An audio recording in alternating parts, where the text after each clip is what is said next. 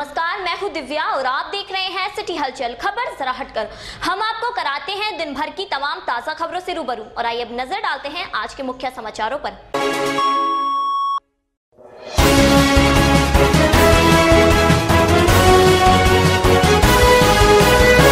रविवार की देर रात मुजफ्फरनगर जनपद में पूरी रात आला अधिकारियों के निर्देशों पर अवैध असला बनाने और रखने वालों पर पुलिस ने बड़ी कार्रवाई करते हुए सभी थाना क्षेत्रों से भारी संख्या में बने अधबने अवैध हथियार और हथियार बनाने के उपकरण जब्त किए हैं। इस दौरान पुलिस ने खतौली कोतवाली क्षेत्र की नई कॉलोनी में एक मकान में चल रही अवैध तमंचा फैक्ट्री पकड़ी, जिसमें पुलिस ने भारी मात्रा में अवैध हथियार के साथ एक आरोपी वसीम को गिरफ्तार किया है। तो वहीं बुढ़ाना कोतवाली क्षेत्र के गाँव जोला के जंगल से भी पुलिस ने एक अवैध असला बनाने की फैक्ट्री का भंडाफोड़ करते हुए बड़ी मात्रा में बने अधबने हथियार और हथियार बनाने के उपकरण के साथ एक आरोपी हसन को गिरफ्तार करने में कामयाबी हासिल की। एसपी सिटी ओमवीर सिंह ने एक रात की इस बड़ी कार्रवाई की मीडिया को जानकारी देते हुए बताया कि कल पूरी रात जनपद के विभिन्न थाना क्षेत्रों में अवैध असला बनाने और रखने वालों पर कार्रवाई करते हुए 49 देसी तमंचे और राइफल, 2 मोटरसाइकिल, 2 कार, भारी मात्रा में शराब और अवैध असला बनाने वाली 2 फैक्ट्रियां पकड़ी हैं। पूरी रात की इस कार्रवाई में 38 मुकदमे पुलिस ने पंजीकृत किए हैं और 42 आरोपियों को गिरफ्तार किया है। अवैध असला बनाने वाले आरोपियों ने पूछताछ में बताया कि हथियार की गुणवत्ता के आधार पर एक देसी तमंचे की कीमत 3 से 8 हजार रूपए और जहां एक देसी बंदूक की दाम 10 से 12 हजार रूपए होते हैं, तो वहीं एक देसी राइफल की बाजार में कीमत 15 हजार रूपए मार्केट में आसानी से मिल जाती है। एक रात की इस बड़ी कार्रवाई के बाद अब मुजफ्फरनगर जनपद की पुलिस लगातार पूरे जनपद में इस तरह के अभियान जारी रखेगी। रात मुजफ्फरनगर पुलिस द्वारा एक अभियान चलाया गया था, जिसमें अवैध असलहों का बनाने वाले, उनको रखने वाले, उन सभी के विरुद्ध चलाया गया था। इसमें पूरे जनपद में रात में 38 अभियोग पंजीकृत किए गए हैं। इसमें करीब 49 CMP कंटीमेड पिस्टल्स प्लस राइफल्स इसकी बरामदगी हुई है। इसके अलावा 2 फैक्ट्री पकड़ी गई हैं, जहां बहुत बड़ी मात्रा में निर्मित, अर्धनिर्मित अवैध शस्त्र पकड़े गए हैं। इसके अलावा उन्हें बनाने के सारे उपकरण पकड़े गए हैं। इसी के साथ 2 मोटरसाइकिलें जो संदिग्ध इन लोगों के यहाँ से, जिनका कोई ब्यौरा ये नहीं दे पाए, जो ये ट्रांसपोर्ट वगैरह के काम में इस्तेमाल करते थे, 2 4 पहिया वाहन भी पकड़े गए हैं पूरे जनपद में। इसके अलावा इन्हीं में से कुछ लोगों के यहाँ शराब की भी बरामदगी हुई है।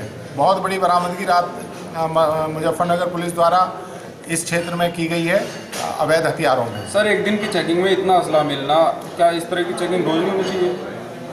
लगभग जो आप ये एक दिन में, यद्यपि आपको बहुत लग रहा है, अगर पूरे साल के बताएं तो इसी प्रोपोर्शनेट में, क्योंकि बार बार आप लोगों के सबके संज्ञान में है। इससे पहले थाना सिविल लाइन में, थाना कोतवाली में, थाना भोपा में, पूर्व में थाना बुढ़ाना में कई बार फैक्ट्रियां पकड़ी गई हैं। लगातार पुलिस का क्रैकडाउन इन पर जारी है, लेकिन इसके बावजूद भी लगातार जब भी शिकायतें प्राप्त होती हैं, पुलिस द्वारा इनकी धरपकड़ की जाती है तथा अवैध शस्त्र बनाने वाले और इन्हें इस्तेमाल करने वाले सभी लोगों के खिलाफ कार्रवाई की जाती है। सर, जिले में बुढ़ाना कोतवाली क्षेत्र के 2 गाँव हैं जिनमें अधिकांश घरों में और खेतों में असले बनाए जाते हैं, अवैध असले पकड़े भी। एक जोला गाँव है जिसमें अक्सर ये शिकायत आती है। उसमें कई बार वहाँ पे क्षेत्राधिकारी के निर्देशन में पूरे गांव में सर्च कराई गई है। पूर्व में भी पकड़े गए हैं। कुछ लोगों का एक तरह से ये व्यवसाय सा हो गया है कि वो इसमें इन्वॉल्व हैं।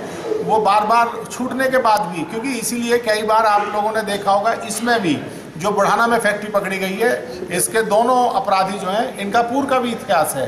क्योंकि जो छूट के आता है जमानत आने के बाद, फिर पुनः इस काम में वो लिप्त हो जाते हैं, क्योंकि खर्चा 1 रुपया और आमदनी ज़्यादा होती है इसमें, तो इसके कारण ये भी एक कारण है। लेकिन बहुत इसमें विगत वर्षों के मुकाबले गिरावट आई है, क्योंकि इसमें कठोरतम कार्रवाई, इनमें जो भी फैक्ट्री पकड़ी जाती है उसमें हम लोग गैंगस्टर तक की कार्रवाई करते हैं, इसमें भी करेंगे। कीमत की अगर सर बात करें तो कितना जी, कीमत की अगर बात है तो कितना कमा लेते हैं तमंचे? ये इनका तमंचे की क्वालिटी, तमंचे की गुणवत्ता, इस पर इनके यहाँ भी मार्केटिंग है। 3000 से लेकर 8000 तक का इनका तमंचा, 10,000 से 12,000 तक की बंदूक, 15,000 तक की राइफल जो कंटी मेड है, इसे बेचते हैं।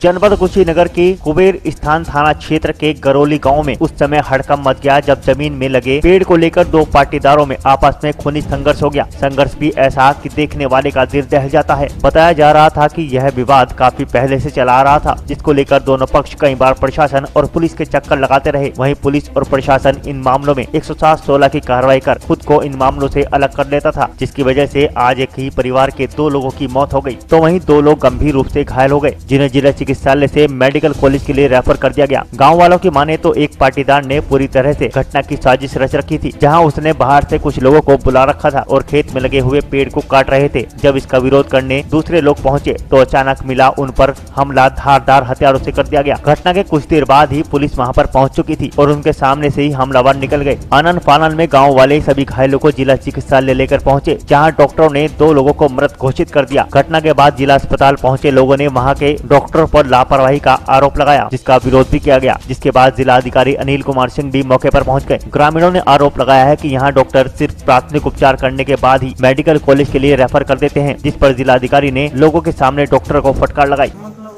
पेड़ काट रहे थे सब, तो हम लोग आए हैं पीछे से, तो और गन्ने के खेत में छुपे हुए थे सब, और वहाँ पे तो सब थे, सब जितनी भी लड़कियाँ थी, माँ थी उसकी छोटी, सब थे, सब मारे हैं, सब मिल गए और धारदार हथियार से मारे, फरसा वरसा गणासी वड़ासी थे, पट्ठा भी लिए थे, मुझे भी मारे, मुंडी भी मारे। तब तक गन्ने के खेत में मैं इधर गिरा हूँ तो यहाँ पे लोग गिरा है, पापा थे और बड़े पापा थे।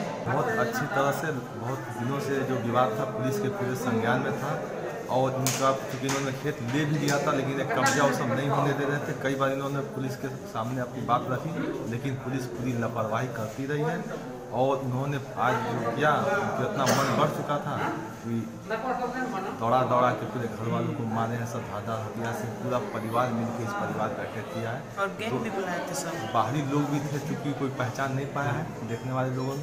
हमारा घर बगल में ही है, तो आपके सामने बच्चे से भी आपने देखा, तो जितनी बेरहमी से हो सकी दंगा नाच किए हैं सब और उस हत्या की है। इसमें जमीनी विवाद में ये था कि पैदावार खरीदे थे लोग, उसमें पेड़ भी था, तो इस पर विवाद था कि पेड़ खरीदा है कि नहीं खरीदा है, और आपस में पट्टेदार लोगों ने मारपीट किया है। मतलब ये जो देखने में आ रहा है कि ये अक्सर इस तरह के विवादों में पुलिस जो है 107-16 कार्रवाई करके अपने को किनारे कर रही है, अपने को सेफ कर रही है, और तो इस तरह के मामले कैसे रुकेंगे सरकार? इसमें निरोधात्मक कार्रवाई किया जा रहा है और ये पारिवारिक झगड़ा है, ज़मीन का विवाद है, अचानक झगड़ा हुआ है, तो इसमें अभी इन्वेस्टिगेशन होगा और उसके आधार पर जो निकलेगा उस पर सख्त कार्रवाई होगी। कि डेड बॉडी आती है, पीएम नहीं हो पाता है, पीएम होता है तो कुछ और हो जाता है, तो इस तरह के मामलों में क्या पीएम होगा? अभी जो है प्राथमिकी दर्ज नहीं कराई गई है, परिवार वालों से संपर्क किया जा रहा है, FIR होने के बाद ही पीएम होता है। तो बिना सील किए वहाँ रखी गई है, इसके बारे में पूछताछ किया जाएगा एसओ से। और अस्पताल की लापरवाही ये है कि एक तो ये 100% मरीजों को रिफ़र करके अपना जान छुड़ा लेते हैं। 2 लोगों की मौत हो गई, वो पोस्टमार्टम हाउस में रखे हुए हैं।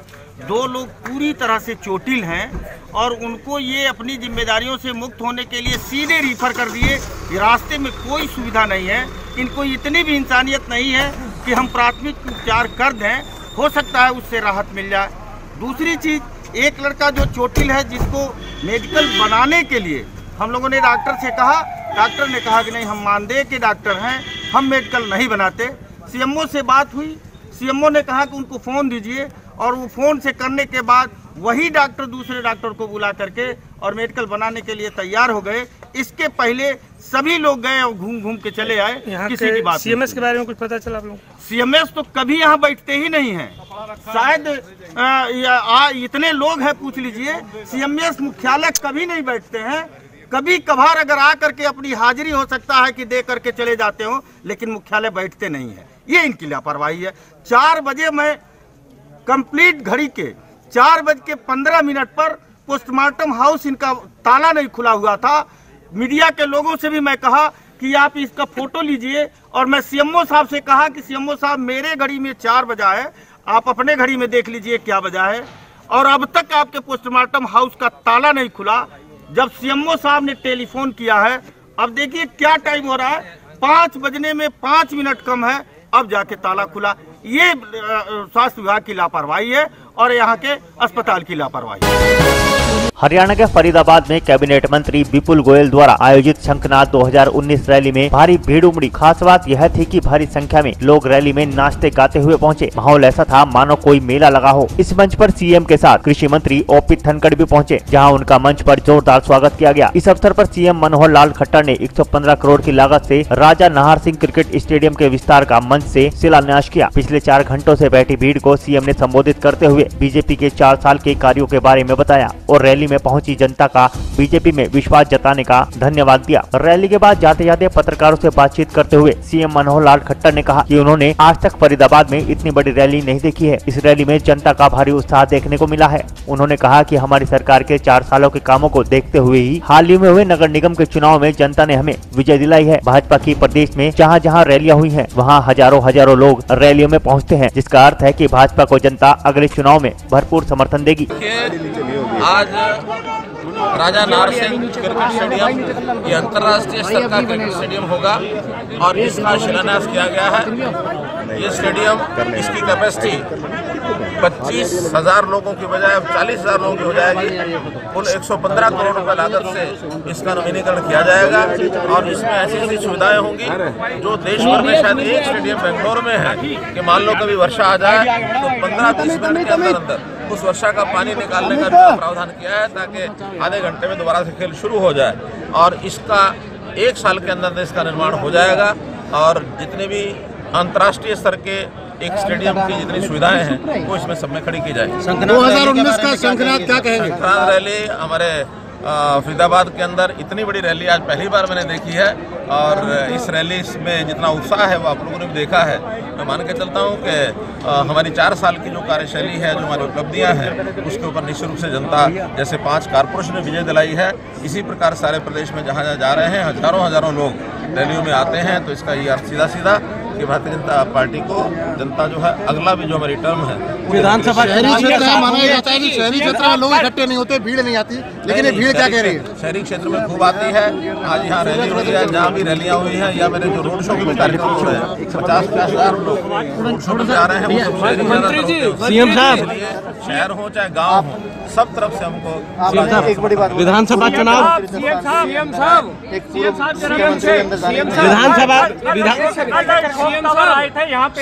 प्राइवेट स्कूलों का अशोक तंवर कह रहे हैं उनकी गिनती का शंखनाद है। प्राइवेट स्कूलों की बसों का इस्तेमाल किया गया रैली में, क्या कहना है मुख्यमंत्री जी? रैली में लोगों को आना होता है, लोग अपनी योजना से आते हैं, वो जैसे भी आए उसमें हमें कोई अशोक तंवर कुछ भी कहे उसकी तो अपने घर में भी मान्यता नहीं है, वो हमारे बारे तो क्या कहे। कुशीनगर जिले में आयोजित कुर्मी क्षत्रिय सम्मेलन में गुजरात के पाटीदार समाज के युवा नेता हार्दिक पटेल अपने तय समय से 2 घंटे देरी से पहुंचे, जहां लोगों ने उनका जोरदार स्वागत किया। लोगों को संबोधित करते हुए सभी को एक होने की बात की और मुख्यमंत्री योगी और प्रधानमंत्री मोदी को नापे तुले शब्दों में तीखे तंज कसे। खास बात ये थी कि उस समय मंच पर कुर्मी और क्षत्रिय समाज से जुड़े भाजपा नेता भी मौजूद रहे। गुजरात चुनाव से पहले उभरे पाटीदारों के युवा नेता हार्दिक पटेल ने मीडिया के सवालों के जवाब में जातिगण समीकरण पर भी कटाक्ष कसे, जहाँ उन्होंने मोदी जी को झूठा कहने वाले सवाल पर खाते में 15 लाख रुपए आने का हवाला दिया। देखो पिछड़ापन क्यों है? किसी भगवान राम ने तो श्राप नहीं दिया कि जाओ तुम लोग गरीब रहो। सरकार की गलत नीतियों की वजह से, चाहे वो कांग्रेस हो, भाजपा हो, कोई भी पार्टी क्यों ना हो, अगर सरकार गलत नीतियाँ बनाएगी तो लोग पिछड़े भी रहेंगे और गरीब भी रहेंगे। अगर अच्छी नीतियाँ बनेगी तो ये देश समृद्ध हो सकता है। मोदी जी को आप झूठा हर बार बोलते हैं, ऐसा क्या? सर आपके खाते में 15 लाख आए। इससे पहले भी 1.25 साल पहले यहाँ पर आया था। गुजरात के अंदर भी हमने आंदोलन 2015 में शुरू किया था, चुनाव 2017 में था। अब पता ही नहीं चलता कि हमारे देश में हर साल चुनाव आ जाए, इसमें हम क्या करें? हम अपनी बात कर रहे हैं, हम अपनी बात समाज हित और राष्ट्र हित के लिए करते रहे। अब पता ही नहीं चलता कि हम करें वो जाति के द्वार कोई करे तो समाज निर्माण। समाज जब तक एकजुट नहीं होगा, समाज का जब तक निर्माण नहीं होगा, तब तक ना प्रदेश का नवनिर्माण हो सकता है, ना राष्ट्र का नवनिर्माण हो सकता है। इसलिए जब तक समाज को मजबूत नहीं बनाएंगे तब हम इस देश को कैसे मजबूत बना पाएंगे? तो समाजों को मजबूत बनाना पड़ेगा, चाहे वो कुर्मी हो, चाहे यादव हो, चाहे ब्राह्मण हो, चाहे ठाकुर हो, कोई भी समाज क्यों ना हो। जब तक एकजुट नहीं होगी राष्ट्र का निर्माण नहीं हो सकता। पिछले विधानसभा बात बढ़ने के बाद अंत में कांग्रेस 2019 दिया, क्या माना? गुजरात के अंदर मैंने एक काफ़ी उदाहरण अच्छा दिया कि गुजरात के अंदर हमने जो काम किया वो सब समाज की बात थी, सब समाज के हितों की बात थी। अगर बॉस 2 करोड़ रोजगार दे देंगे तो हर के खाते में 15 लाख रुपए दे देंगे, जाति का मामला ही नहीं बचेगा, सब लोग सुखी और संपन्न हो जाएंगे। और बात रही आखिरी तक, कौन सरकार के खिलाफ है? हम सरकार के सामने बात रखते हैं। आज देश के अंदर प्रधानमंत्री नरेंद्र मोदी है तो उन्हीं से सवाल किया जा सकता है कि जवाहरलाल नेहरू पर थोड़ी ढूंढेंगे हम। मुजफ्फरनगर में रविवार की देर शाम उत्तर प्रदेश के मुखिया और डीजीपी के आदेश पर रेलवे स्टेशन, बस अड्डे, रेस्टोरेंट एवं व्यस्तम इलाकों पर मुजफ्फरनगर पुलिस द्वारा चेकिंग अभियान चलाया गया, जिसमें पुलिस ने भारी मात्रा में हथियार, कारतूस और 5 संदिग्ध लोगों को हिरासत में लिया है। आपको बता दें कि ये अभियान आने वाले नए साल को लेकर किसी भी अनैतिक घटना को रोकने के लिए चलाया गया है। इस अभियान के तहत हर जगह मुजफ्फरनगर पुलिस अलर्ट दिखाई दी, हर किसी की सघनता से चेकिंग की गई और उसी दौरान पुलिस को बड़ी सफलता हाथ लगी। इस मामले में COCT हरीश कुमार भदौरिया ने जानकारी देते हुए बताया कि विभिन्न चौराहों पर थाना और मजिस्ट्रेटी, रेलवे स्टेशन, भीड़ भाड़ वाले इलाकों में और होटलों में सघन चेकिंग अभियान चलाया गया, जिसमें तमाम लोगों को हिरासत में लिया गया है। कुछ लोगों से अवैध असला व कारतूस बरामद हुए हैं, जिसमें शमशाद, अकरम, सीटू, गौरव, निषाद आदि से कारतूस व तमंचे की बरामदगी हुई है और चेकिंग अभियान अभी देर रात तक जारी रहेगा। ये SSP महोदय के आदेश से चेकिंग कराई जा रही है। पूरे उत्तर प्रदेश में DGP साहब के आदेश से अवैध असलों के विरुद्ध चेकिंग अभियान चलाया जा रहा है। फिलहाल इसमें 5 लोगों से असला बरामद हुआ है और तमाम लोगों को हिरासत में लेकर पूछताछ की जा रही है। अपराधियों के अवैध असलाओं की व्यापक चेकिंग चलाई गई। इसमें जो व्यस्त चौराहे हैं, बाजार हैं, होटल हैं, रेलवे स्टेशन है, बस अड्डों पर व्यापक चेकिंग अभियान चलाए गए। करीब 5 संदिग्ध लोगों को हिरासत पुलिस में लिया गया है, जिनसे अवैध असला भी मिले हैं। पहले से अलर्ट मिला था। DGP साहब के आदेश से जो है पूरे प्रदेश में ये अभियान चलाया जा रहा है। विभिन्न स्थानों से चेकिंग पर मिले हैं। अगले नए वर्ष को देखते हुए उत्तराखंड के हरिद्वार के महंत गोल्डनपुरी जी महाराज के शिष्य ने जूना अखाड़ा के महंत प्रेमगिरी जी महाराज पर यौन शोषण करने का आरोप लगाया था, जिसमें पीड़ित ने हरिद्वार पुलिस को शिकायती पत्र देकर कार्रवाई की मांग की थी। वहीं सोमवार को महंत गोल्डनपुरी जी महाराज उर्फ गोल्डन बाबा मीडिया से रूबरू हुए, जहां उन्होंने कहा कि वह अपने शिष्य के साथ हर कदम पर रहेंगे और न्याय की लड़ाई लड़ेंगे। उन्होंने कहा कि आरोपी महंत भरी सभा में अपने कृत्य के लिए माफी मांगे और अखाड़ा छोड़ दे, तभी वह अपनी कार्रवाई को पूर्ण मानेंगे। वहीं उन्होंने महंत प्रेमगिरी जी महाराज पर कई आरोप लगाते हुए उन्हें माफी मांगने की सलाह दी है। इससे पहले मैडम थी, मैडम ने पूरा आश्वासन हमको दिया, वो कार्रवाई कर ही रहे थे कि उनका ट्रांसफर हो गया, अभी पता चला। आज नए हमारे कप्तान साहब आए हैं, SSP साहब, हम उनके पास जा रहे हैं रिक्वेस्ट लेके कि आप भी हमारी तरफ कुछ ध्यान दीजिए, इस बच्चे की तरफ दीजिए। ये कोई मेरी बुआ का लड़का नहीं, मेरा रिश्तेदार नहीं, मेरे को चलता हुआ रोड पे मिला, एक साधु एक बच्चे के नाते उसको मैंने सीने से लगाया है। तो जरूरत पड़ी तो यहाँ से भी अगर कुछ नहीं आश्वासन मिलता तो मैं भोले शंकर की कसम, मैं 2-3-4 दिन में माननीय प्रधानमंत्री नरेंद्र मोदी जी की कोठी के बाहर धरना दूंगा और इस बच्चे को ले जाके दोनों बाप बेटे हम वहीं बैठेंगे जब तक हमारा ये कानूनन नहीं होता। और मैं ये कहता हूँ, मैं सच कहता हूँ, गंगा मैया को साक्षी मान के ये आगे आए, मेरे आंख से आंख मिला के बात करें, मैं 10 मिनट में सारा केस खोल दूंगा।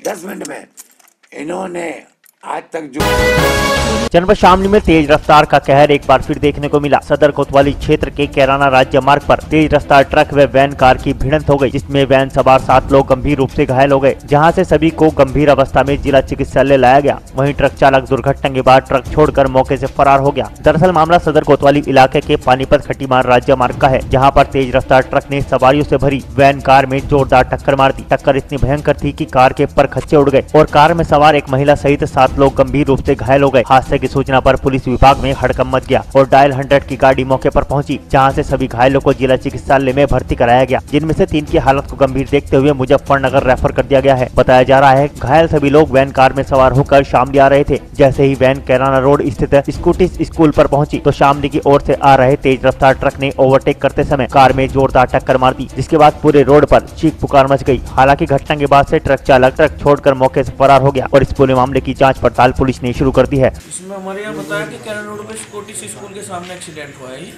टोटल 6 पेशेंट हमारे यहाँ आए हैं, अभी सब खतरे से बाहर है। कुछ का अभी एक्सरे होने के लिए हमने रेफर किया है, कुछ का यही इलाज हो रहा है। 1-2 एडमिट है हमारे वार्ड में और 3 पेशेंट मुजफ्फरनगर के लिए रेफर किए हैं। कोई गंभीर नहीं, ऐसा गंभीर जान का खतरा किसी को नहीं था। जी, ये कैराने से वैन आ रही थी, इधर से ट्रक जा रहा था, ट्रक की आमने सामने की टक्कर हो गई। 6 आदमी जी, लेडीज भी जी, एक सनजर ज़्यादा है जी। अच्छा। जो ड्राइवर है पुलिस मौके पर पहुंच गई थी पुलिस वालों का ही हमारे पे फोन गया था, कई बार गया। नववर्ष को लेकर उत्तराखंड के जनपद हरिद्वार में पुलिस द्वारा चाक चौबंद व्यवस्था की गई है, जहां हुड़दंग करने वाले और असामाजिक तत्वों पर नजर रखने के लिए पुलिस की कई टीमें प्रत्येक चौराहे और मुख्य मार्गों पर लगाई गई है। वहीं एसपी सिटी ममता बोहरा भी लगातार पुलिस टीम के साथ संवेदनशील इलाकों में भ्रमण करती नजर आई, जहां बिना किसी कार्य के घूम रहे युवकों को हिदायत देकर छोड़ दिया गया। वहीं उन्होंने बताया कि नववर्ष को लेकर पुलिस सक्रिय है और जनपद में शांति भंग करने वाले किसी भी असामाजिक तत्व को बख्शा नहीं जाएगा। थाना अध्यक्षों को कि अपने एरिया में आइडेंटिफाई कर लें कि कहाँ पर इस तरह के सेलिब्रेशन होंगे और कहाँ हुड़दंग होने की संभावना है। तो ऐसे प्लेसेस को आइडेंटिफाई करके वहाँ जितना फोर्स लगना चाहिए उसको लगाया जा रहा है और साथ ही साथ सबको मोबाइल में रहने के लिए बताया गया है ताकि किसी भी घटना के होने पर तुरंत निपटा जा सके। मीटर से चेकिंग हो रही है और वो 8 से 12 डेली चेकिंग हो रही है, लेकिन उसको और अधिक स्ट्रिक्टली आज किया जाएगा। और उसके लिए अपने हाथ में कानून लेगा तो उसके खिलाफ तो सख्त कार्रवाई होगी ही। और मेरा सबसे ये अनुरोध भी है कि नया साल आ रहा है उसको पीसफुली और ढंग से सेलिब्रेट करें और किसी तरह का हुड़दंग और किसी भी इस तरह की जो कानून के अगेंस्ट कार्रवाई है उसमें पार्टिसिपेट ना करें और खुद अपने नए साल को खराब ना करें। तो हमारा तो यही होगा कि सख्त से सख्त कार्रवाई की जाएगी कहीं पे भी ऐसी अनियमितता मिलती है और अदरवाइज़ हम लोग पूरी तरह से अलर्ट और उसमें हैं कि हम जो भी कार्रवाई की जाएगी और जो भी विधि विरुद्ध होगा उसमें सख्त कार्रवाई की जाएगी, इसके लिए पूरी तरह से तैयार है।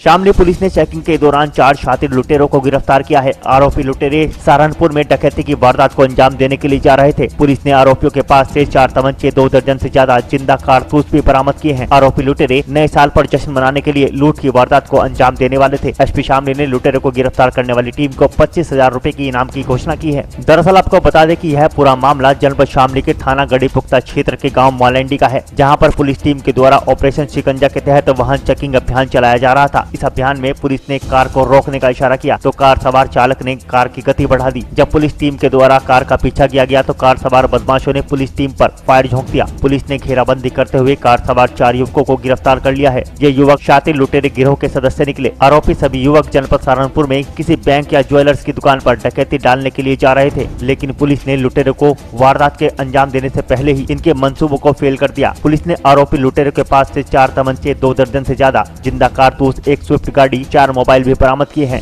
आरोपी सभी युवक जनपद बागपत के बदरखा गांव के रहने वाले हैं, जिनके नाम प्रयाग, सन्नी, संजय व अंकित हैं। एसपी शामली अजय कुमार ने मामले का खुलासा करते हुए बताया कि आरोपी लुटेरे नववर्ष पर लूट की बड़ी वारदात को अंजाम देने की फिराक में थे, लेकिन वारदात को अंजाम देने से पहले ही शामली पुलिस ने आरोपियों को धर दबोचा। एसपी शामली ने लुटेरे को गिरफ्तार करने वाली टीम को 25,000 रूपए की घोषणा की है। शामली जनपद में आज 4 लुटेरे गिरफ्तार किए गए हैं। इनका जैसा कि आपको मालूम है कि हमारे जनपद में रोज़ चक्रव्यूह अभियान चलता है, तो 30 तारीख की शाम को भी चक्रव्यूह अभियान के तहत जनपद की सीमाओं को सील करके चेकिंग चल रही थी। उसी दौरान थाना गढ़ी पुख्ता क्षेत्र के मालेंडी के पास एक मारुति गाड़ी दिखाई दी जो संदिग्ध लगी। पुलिस पार्टी ने इनको रोकने का प्रयास किया। ये घबरा करके ये लोग इधर उधर भागने लगे और पुलिस पार्टी पे इन्होंने बचने की नीयत से बचने के लिए फायर किया। तो जवाब में पुलिस पार्टी ने भी फायर किया और घेराबंदी करके कड़ी मशक्कत के बाद इनको गिरफ्तार कर लिया गया। सर बता रहे हैं फायरिंग जब हम लोगों ने पूछताछ की तो ये जो बातें सामने आई बहुत चौंकाने वाली थी। ये लोग सहारनपुर में किसी बैंक को या किसी सराफा को टारगेट करने वाले थे। डकैती या लूट का इनका इरादा था, जो कि हमारी शामली पुलिस ने निष्फल कर दिया है। इनकी डिटेल में पूछताछ की तो पता चला कि ये चारों अभियुक्त बागपत जिले के रहने वाले हैं और थाना छपरौली का एक गांव बदरखा है, वहाँ के रहने वाले हैं। इसमें जो पकड़े गए अभियुक्त हैं उसमें प्रयाग नाम का व्यक्ति है जो 12वीं फेल है और एक दफ़ा करीब साल भर के लिए ये सहारनपुर जेल में बंद भी रहा था। तो जेल की सज़ा काटने के दौरान ही इसका संबंध लुटेरों से हुआ और वहाँ पे इसने बैंक में डकैती डालने की या सराफा से लूट करने की पूरी विधि सीखी और अपना एक गैंग अपने गांव में इसने बनाया। इसी गैंग को लेकर के ये इसका कहना है कि यद्यपि इसने 2 छिनैतियाँ भी की हैं बागपत में, लेकिन अभी ये डकैती के प्रयास में था और सहारनपुर में एक गंगोह में एक धर्मशाला में इनको रुकना था और नए साल पर ये एक बड़ा ऑपरेशन ये अंजाम देने वाले थे, जिसमें ये काफ़ी रुपया पैसा ज्वेलरी इत्यादि लूटने की फिराक में थे, जिसको पुलिस ने निष्फल किया, शामली पुलिस ने। और इनके कब्जे से 4 असलहे मिले हैं और करीब 2 दर्जन कारतूस, जिंदा कारतूस इनके कब्जे से बरामद हुए हैं। तो ये एक बड़ी कामयाबी है शामली पुलिस की, जिसपे हमने अपनी टीम को 25,000 रुपये का नकद इनाम देने की घोषणा की है। थाना गढ़ी पुख्ता के इंचार्ज और स्वाट और सर्विलांस के प्रभारी इस टीम में शामिल रहे। सर, मुठभेड़ की बात आ रही है। लगातार अपने विवादित बयानों से सुर्खियों में रहने वाले कांग्रेस पार्टी के प्रदेश उपाध्यक्ष इमरान मसूद ने एक बार फिर क्षत्रिय समाज के लिए विवादित बयान दिया है। इमरान मसूद द्वारा पूर्व में मंत्री रहे स्वर्गीय राजेंद्र सिंह राणा पर की गई टिप्पणी पर इमरान मसूद से माफी मंगवाकर पटाक्षेप करने पहुंचे क्षत्रिय समाज के युवाओं के समक्ष फिर से क्षत्रिय समाज के खिलाफ ही कई टिप्पणी कर दी। अब इमरान मसूद ने क्षत्रिय समाज के कई दिग्गज नेताओं पर तंज कसते हुए उनके बारे में यह तक कह डाला कि मैंने ही उन्हें कपड़े पहनने सिखाए हैं और मैंने ही उन्हें राजनीति करनी तक सिखाई है, जिससे अब क्षत्रिय समाज में खासा रोष पनप रहा है। आइए देखते हैं क्या कहा इमरान मसूद ने। जगदीश राणा को घर से ला करके एमएलए बनाया था मैंने। मेरी उम्र 16 साल थी, तुम्हारे से भी कम उम्र का था मैं लाया था जगदीश राणा को घर से। पहली बार पैंट शर्ट उतरवा के कुर्ता पजामा खादी के भंडार से मैंने सिलवाया था। और जाकर पूछ लेना राणा जी से ईमानदारी से, जब आपसे भी कम उम्र थी, मेरी 17-18 साल उम्र सिर्फ थी, घर से लाया था मैं जगदीश राणा को। तंवर साहब को घर से लेकर गया, टिकट दिया घर से ला करके, चुनाव लड़ा करके वोट ट्रांसफर करा कर दिया। राजनीति के अंदर क्या मैं बिरादरी के ऊपर बात करूंगा? वीरेंद्र ठाकुर साहब का कोई आधार सहारनपुर में नहीं था, ना नाम था भी ठाकुर साहब का। छात्र राजनीति में आगे बढ़ रहे थे, निकाल करके उठा के आगे बढ़ाया और उन्हें एमएलए बनाया। हम राजनीति करेंगे, हम समाज को तोड़ करके कर सकते हैं। किले के अंदर कुछ लोगों को नेता बनने का रोग लग गया। उन्हें ये नहीं पता कि क्षत्रिय समाज ने इस देश के लिए कितना बड़ा योगदान किया है। क्षत्रिय समाज ने इस देश के लिए अपने वीर सपूतों की कुर्बानी दी है। क्षत्रिय समाज ने अपने आप को इस देश के लिए, इस समाज के लिए अपनी कुर्बानी दी है। और कुछ लोग कह रहे हैं कि क्षत्रिय समाज के जो गणमान्य नेतागण हैं, उन नेताओं को हमने कपड़े पहनने सिखाए, हमने राजनीति करनी सिखाई। मैं ऐसे लोगों को समझाना चाहता हूं कि अपने आप को सही कर ले, वरना क्षत्रिय समाज ऐसे लोगों को सही करना जानता है। इमरान मसूद ने पहले मोदी के बोटी कर रहा था, राजपूत समाज के खिलाफ बोल रहा। उसकी आदत है इस तरह की हरकत करने की, जिससे वो अपने समाज की और दूसरे लोगों की नज़रों में चढ़े। इसके लिए राजपूत समाज उसे इसका जवाब देगा, जवाब दिया है और बहुत जल्दी उसे ऐसा जवाब दिया जाएगा कि वो किसी राजपूत के गांव में नहीं घुस सकेगा। और जहां भी मिलेगा, जहां भी राजपूतों का उससे आमना सामना होगा, वहीं उसका मुंह तोड़ जवाब दिया जाएगा। उसे बताया जाएगा कि राजनीति वो हमें सिखा रहा या राजपूतों ने उन्हें राजनीति सिखाई है। बेटे की हत्या से क्षुब्ध कांग्रेस की प्रदेश सचिव शशि शर्मा ने बेटे की हत्या के आरोपी पार्षद को गिरफ्तार न किए जाने पर पूरे परिवार के साथ फरीदाबाद के पुलिस कमिश्नर ऑफिस पर जहर खाकर आत्महत्या करने की धमकी दी है। घटना वल्लभगढ़ सेक्टर 24 औद्योगिक क्षेत्र की है, जहां लगभग 3 महीने पहले एक युवक को गोली, सुआ, चाकू और अन्य हथियारों से बदमाशों ने हमला कर बुरी तरह जख्मी कर दिया था, जहाँ इलाज के दौरान 21 दिसम्बर को युवक की मौत हो गयी थी। पीड़ित परिवार का आरोप है कि इस मामले का मुख्य आरोपी एक पार्षद है, जिसे स्थानीय नेता और पुलिस बचाने का काम कर रही है। बेटे के लिए इंसाफ मांगने वाली मां बिलख रही है और सरकार से न्याय की गुहार लगा रही है। बिलखती दिखाई दे रही यह महिला शशि शर्मा है, जो कांग्रेस के प्रदेश सचिव व महिला कांग्रेस की पूर्व जिला अध्यक्ष भी हैं। शशि के छोटे बेटे सचिन पर फरीदाबाद के मौजूदा पार्षद जयवीर खटाना ने कुछ शराब माफियाओं के साथ जानलेवा हमला किया था। लगभग 3 महीने तक अस्पताल में इलाज करवा रहे सचिन की 21 दिसम्बर को मौत हो गयी थी। शशि की माने तो उन्होंने 5 दिन बीके चौक पर भी धरना दिया था और शव को लेने से इनकार कर दिया था, लेकिन जब पुलिस ने शव को न उठाने पर उसका अंतिम संस्कार करने की धमकी दी तो उनका पूरे परिवार ने मजबूरन शव को उठा लिया और उसका दाह संस्कार कर दिया गया। महिला की माने तो उनके परिवार को पार्षद द्वारा लगातार धमकियां दी जा रही हैं और पुलिस है कि पार्षद को गिरफ्तार ही नहीं कर रही, जबकि उसके खिलाफ हत्या का मामला भी दर्ज है। शशि शर्मा ने धमकी दी है कि यदि पार्षद जयवीर खटाना को जल्दी गिरफ्तार नहीं किया गया तो वह अपने पूरे परिवार के साथ जहर खाकर पुलिस कमिश्नर दफ्तर के सामने आत्महत्या कर लेगी। मेरे बेटे को 26 सितंबर को मुझे सर लखानी के पास गोली और हथौड़े, डंडे, रोड, पॉइजन के सुएं बर्फ़ तोड़ने वाले चाकू, इन सब चीज़ों से वार करके हत्या करी गई है मेरे बेटे की। और मैं फिर मेरा बेटा BK अस्पताल पहुंचा। BK अस्पताल पहुंच के मेरे बेटे ने मुझे बताया खून से लत मेरा बेटा स्ट्रेचर में था। मेरा बेटा, प्रशासन ने हमें उम्मीद दी है कि हम आपकी सुनवाई करेंगे, सरकार आपकी सुनेगी। पूछा मैंने बेटे कि प्रशासन मेरी सुनवाई करेगी। मैंने अपने बेटे की तीन महीने ट्रॉमा सेंटर में सेवा करी। एक मुर्दे लाश की तरह मेरा बेटा बेड पे लेटा हुआ था डॉक्टरों के सामने 3 महीने।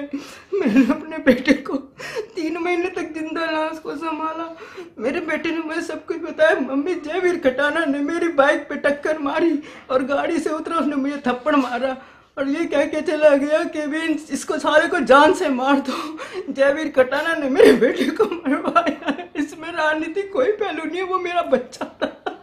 मुझे अपने बच्चे के लिए इंसाफ चाहिए, मैं लड़ूंगी। 5 गिरफ्तार किया जी। जयवीर खटाना एक पार्षद है मौजूदा 3 नंबर वार्ड का और संजय कॉलोनी का, और इसने ये गुंडा है, माफिया है, शराब माफियाओं के साथ मिलकर मेरे बेटे की हत्या करवाई है। मेरा बेटा शराब का विरोध करता था, इसलिए उन्होंने सबने मिलकर मेरे बेटे को प्लानिंग के अनुसार मारा। जयवीर खटाना ने प्लानिंग तैयार करके मेरे बेटे को मरवाया है।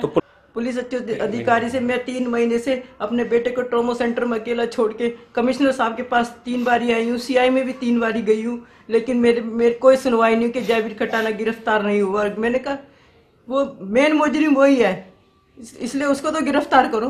बाकी और भी उन्होंने जो मुजरिम है वो भी छुपा रखे हैं जयवीर खटाना ने। इसी की छत्र छाया में वो मुजरिम छुपे पड़े हैं। मेरा जो भी कदम रहेगा, मैं कमिश्नर ऑफिस के आगे अपने पूरे परिवार के साथ जहर खा के मरूंगी। मेरा एक बच्चा तो चले गया, अब मेरा जीवन में रह के आगे आएगा। मेरे अपने बच्चे को इतने प्यार से पाला था, लालन पालन करा था अपने बच्चे को। बेटा सचिन था ये, इस पे पहले भी इन्होंने जयवीर खटाना, गोविंदा, इन मुलजिमों ने पहले भी इस पे हमला किया है और इसके मोबाइल वगैरह छीने। हमने दरखास्त लगाई थी संजय कॉलोनी ACP को, लेकिन कोई सुनवाई नहीं हुई क्योंकि इसकी पार्सल चलती है संजय कॉलोनी चौकी में।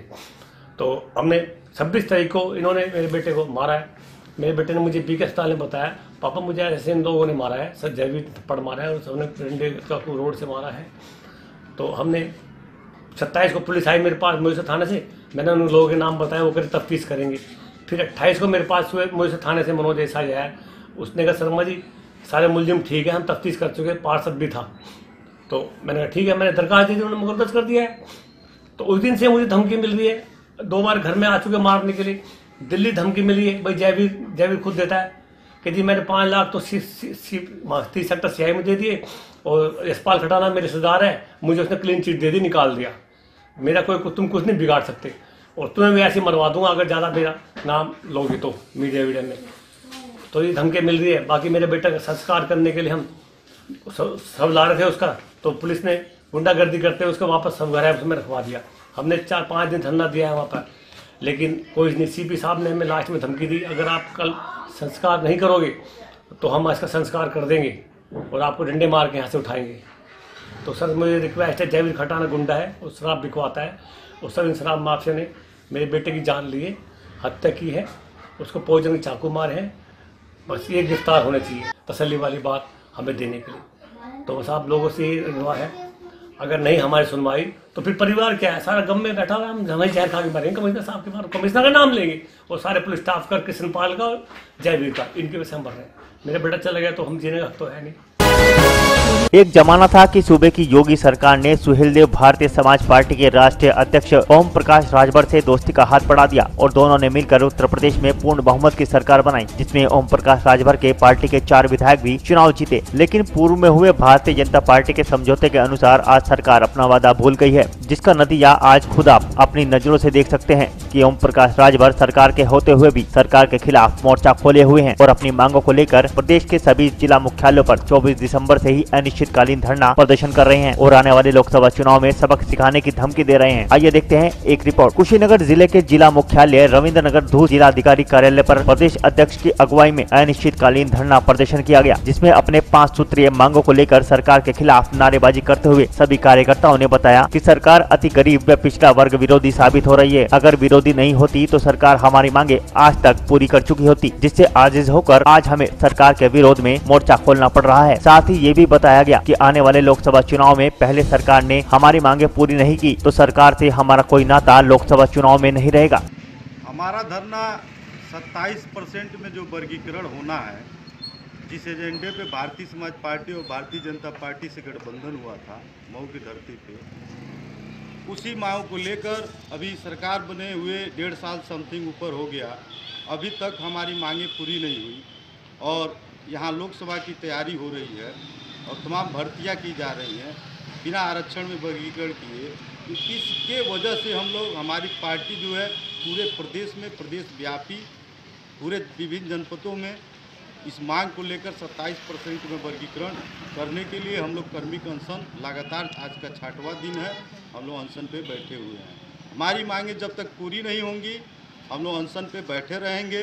जब तक सरकार हमारी मांगों को स्वीकार न कर ले तब तक हमारा अग्रसर धरना प्रदर्शन चलता है। जनपद मुजफ्फरनगर की पुरकाजी विधानसभा क्षेत्र में 151 फीट लंबा तिरंगा फहराने की प्रक्रिया शुरू कर दी गई है, जहां सोमवार को पुरकाजी विधायक प्रमोद उटवाल विभागीय अधिकारियों के साथ गांव रई स्थित भूमि पर पहुंचे। इस दौरान भारी संख्या में गणमान्य लोगों के साथ गांव आकलोर के प्रधान विजय त्यागी, अरविंद प्रधान रोहाना सहित कई गाँव के प्रधान मौजूद रहे, जहाँ भूमि का माप लिया गया। इस दौरान बताया गया कि आगामी 3 जनवरी को भूमि पूजन कर 151 फीट ऊंचा तिरंगा लहराने का कार्य शुरू कर दिया जाएगा।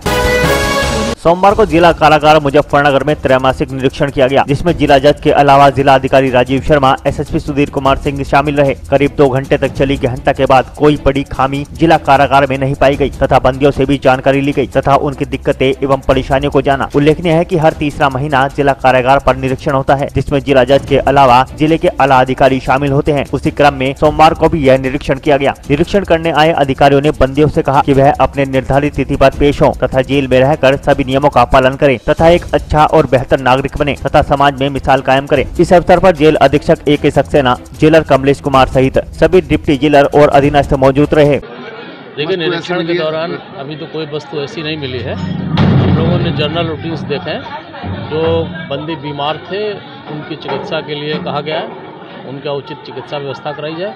दूसरा सबसे बड़ी चीज़ ये है कि जिन बंदियों का कोई घर पे नहीं है, कोई पैरोकार नहीं है, उनके लिए हम लोग विधिक सहायता सेवा जो प्राधिकरण है उससे हम लोग सहायता दिलाएंगे। इसके अतिरिक्त जिनकी बेल नहीं आ रही है या जिनकी पेशी नहीं लग रही है, उनकी पेशी लगवाना भी हम लोग सुनिश्चित कराएंगे। सर, कुछ बुजुर्ग बंदियों के छोड़ने की बात मुख्यमंत्री जी ने कही थी। देखिए, केस टू केस निर्भर करता है, बुजुर्गता ही केवल आधार नहीं होती है, केस टू केस परीक्षण करके वो देखा।